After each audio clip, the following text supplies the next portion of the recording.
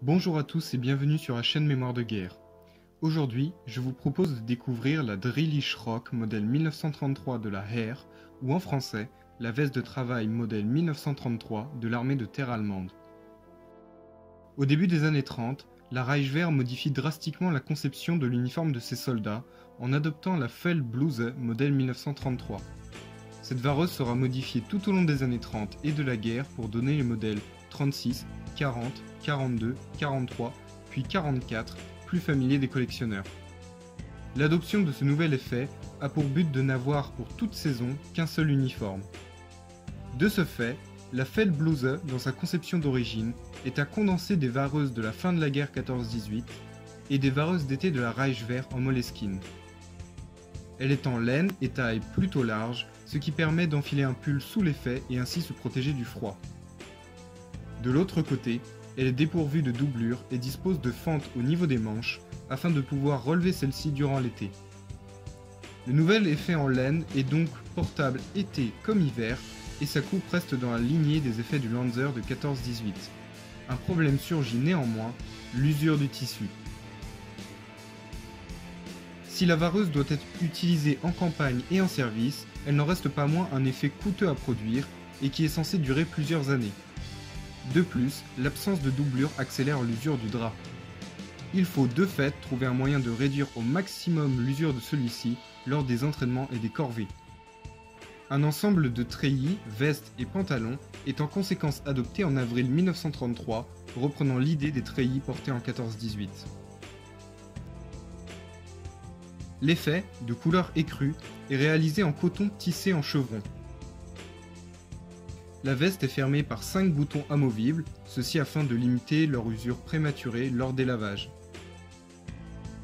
Elle possède 2 poches de hanches non fermées et est pourvue d'un cordon de serrage interne pour la taille. Au niveau du col, 5 boutons en carton pressé permettent le port de la Kragenbind, le faux col destiné à la vareuse. La veste est taillée large afin d'être enfilée par-dessus la vareuse lors de l'exercice. L'effet est porté pour les manœuvres, entraînements et corvées telles que le nettoyage des armes, l'entretien des chevaux, le nettoyage de la caserne, etc. Sur la Drillish Rock modèle 33, on ne retrouve ni aigle national, ni décoration, patte d'épaule ou Litzen. Seules les marques de grade sont portées au bras et les sous-officiers arborent la tresse de col spécifique. C'est avant tout un vêtement de travail et son aspect importe donc peu. À l'hiver 39-40, puis à l'hiver 41, face au manque de tenues camouflées, les treillis seront parfois portés par-dessus la vareuse afin de se fondre plus aisément dans la neige. Cette pratique, si elle n'est pas généralisée, se retrouve sur plusieurs photos d'époque. De même, de façon ponctuelle, la Drillish Rock modèle 33 a pu être utilisée en tant qu'effet d'été. Certains sous-officiers, trouvant la couleur blanchâtre de l'effet assez saillante, choisiront de conserver un treillis en bon état afin de le transformer en tenue d'été.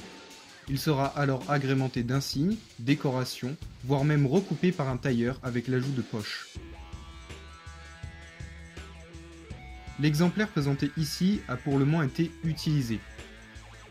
Il est rapiécé à de nombreux endroits et le tissu est en partie déformé, dû au port intensif de l'effet. A l'intérieur, on note les marquages du dépôt d'habillement de la Heer, ici illisible, et un tampon, très probablement d'après-guerre, de la division Göring. À la mi-1940, l'armée décide de changer la nuance des treillis pour des raisons de camouflage. Ainsi, l'écru fait place au vert roseau. Le treillis écru sera désormais plutôt réservé à l'armée de réserve, ou du moins aux troupes stationnées loin du front.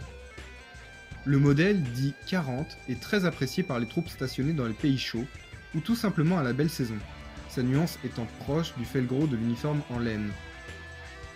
Le treillis est dès lors porté col ouvert, même si cela n'est pas vraiment réglementaire. Ainsi, on rencontre de par sa popularité sur le terrain, des treillis vert roseau montés avec des aigles de poitrine, pattes d'épaule ou de col, démontrant ainsi son emploi au combat. On remarque que celui-ci est également largement employé dans la Waffen-SS. Je ne détaille pas et ce volontairement le treillis que vous avez sous les yeux, l'uniforme complet fera l'objet d'une vidéo séparée. Les insignes et décorations sont d'époque mais ont été remontés. Plus de détails dans la vidéo à venir donc. On remarque cependant le tampon du centre d'habillement, lui bien lisible, et on sait ainsi que l'effet a été confectionné en 1940.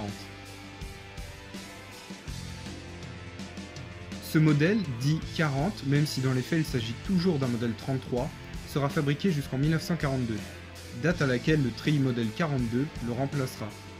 Celui-ci, de même coupe que la vareuse, avec 4 poches à rabat, est destiné à être porté au combat comme tenue estivale et non plus pour le travail.